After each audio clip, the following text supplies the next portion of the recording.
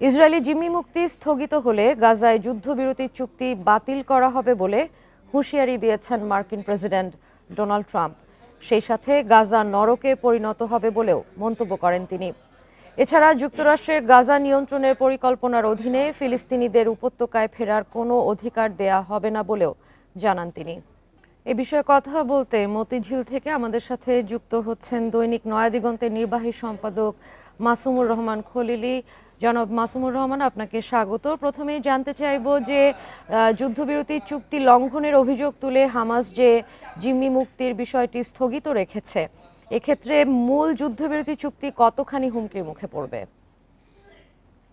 আপনি যেটি বলেছেন, যুদ্ধবিরতি চুক্তি সত্যিকার অর্থেই হুমকির সম্মুখীন। তবে এটার জন্য হামাসের যে হুমকিটা, যুদ্ধবিরতি পালন না করা, এটা মূল কারণ না। মূল কারণ হচ্ছে ইসরায়েলের প্রধানমন্ত্রী নেতানিয়াহু দুইটা শর্ত হামাসের উপর আরোপ করেছেন। সেটা হচ্ছে পরবর্তী পর্যায়ের দ্বিতীয় ধাপের যে আলোচনাটা, সেই আলোচনার জন্য হামাসের সকল নেতাকে গাজা ছেড়ে চলে যেতে হবে এবং তাদেরকে অস্ত্র সংবরণ করতে হবে। এই ধরনের শর্ত মূল আলোচনার মধ্যে ছিল না।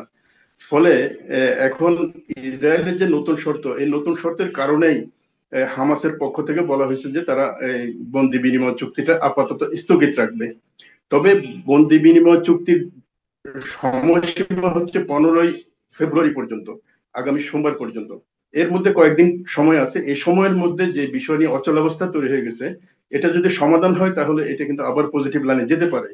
তবে মূল সংকটটা অন্য জায়গায়, যেটা একটু আগেও আমরা শুনলাম। President Trump, American president Trump যেটা বলছেন সেটা হচ্ছে গাজার মালিকানা আমেরিকা গ্রহণ করবে।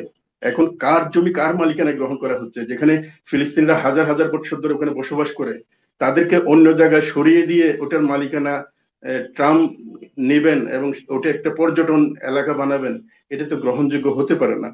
যার কারণে সকল আরব দেশ এবং অনারব মুসলিম কান্ট্রি যারা আছে, সবাই এই মতামতটাকে অগ্রাহ্য করেছে, প্রত্যাখ্যান করেছে। এমনকি সৌদি আরব প্রত্যাখ্যান করেছে।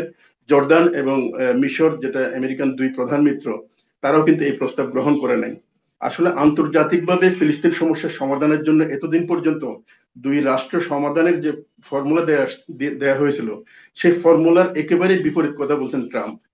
ট্রাম্প প্রেসিডেন্ট হওয়ার পরে ওনার তো এমনি উনি কখন কি বলেন এরকম একটা বিষয় চালু আছে। উনি একসময় কানাডাকে দখল করতে চেয়েছিলেন, গ্রিনল্যান্ডকে আমেরিকার মানচিত্রভুক্ত করতে চাচ্ছেন, আর এখন গাজার মালিকানা উনি নিতে চাচ্ছেন। এখন গাজা তো এটা আসলে মালিকানা হস্তান্তরের কোনো সাবজেক্ট না। আমরা ফলে কিন্তু এই মার্কিন প্রেসিডেন্ট ডোনাল্ড ট্রাম্পকে যেটা দেখেছি, উনি প্রতিদিনই এই গাজার মালিকানা নিয়ে কথা বলছেন। কানাডার থেকে গাজা ইস্যুতে তিনি বেশি কথা বলেছেন। এটা কি বাস্তবসম্মত কিনা? আর এক্ষেত্রে আরব বিশ্বগুলো বলছে যে তারা এটা প্রত্যাহার করেছে। সৌদি আরবও তাদের প্রতিক্রিয়া জানিয়েছে। যদি সত্যি যুক্তরাষ্ট্রের পক্ষ থেকে ইসরায়েলকে এরকম কোনো সহযোগিতা করা হয় বা যুক্তরাষ্ট্র গাজার নিয়ন্ত্রণ নেয়ার চেষ্টা করে, সেক্ষেত্রে আরব বিশ্বের প্রতিক্রিয়া কেমন হতে পারে? প্রতিক্রিয়াটা আমরা প্রাথমিকভাবে জানতে পেরেছি। প্রেসিডেন্ট ট্রাম্প এই প্রস্তাব দেওয়ার পরে একমাত্র ইসরায়েলের প্রধানমন্ত্রী নেতানিয়াহু ছাড়া আর কোন রাষ্ট্র অথবা রাষ্ট্রপ্রধান এই প্রস্তাবের প্রতি সমর্থন জ্ঞাপন করেননি।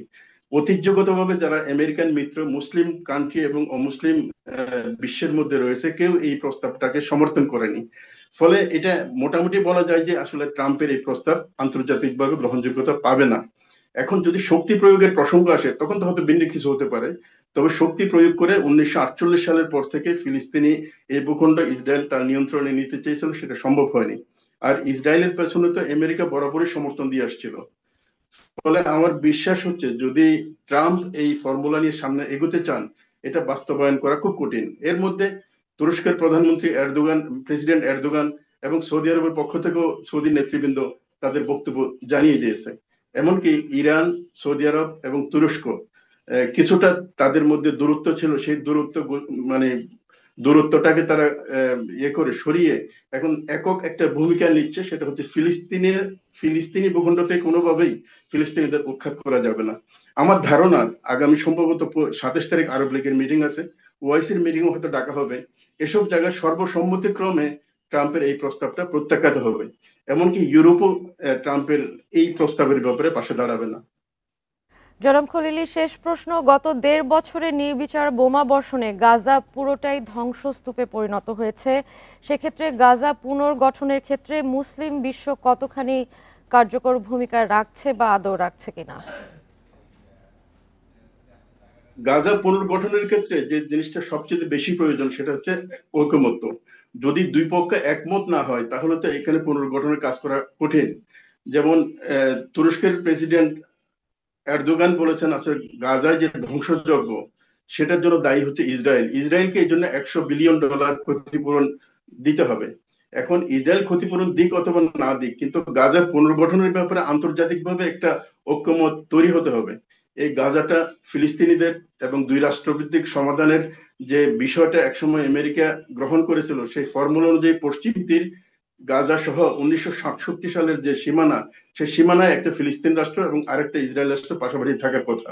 কিন্তু এই যে গ্রহণযোগ্য আন্তর্জাতিক ফর্মুলা, এই জায়গা থেকে নেতানিয়াহু সরে এসে উনি যেটা দাবি করছেন টোটাল ফিলিস্তিন অঞ্চলটাকে ইসরায়েলের অন্তর্ভুক্ত করতে হবে।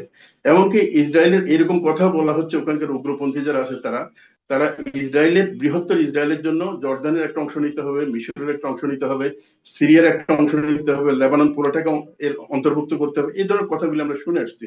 এগুলো বিশ্ব শান্তির জন্য মোটেই সহায়ক না। আর মধ্যপ্রাচ্যের এবং ফিলিস্তিনের সমস্যা এভাবে সমাধান হবে না। জনাব মাসুমুর রহমান খলিলি, আপনাকে ধন্যবাদ আমাদের সাথে যুক্ত হওয়ার জন্য।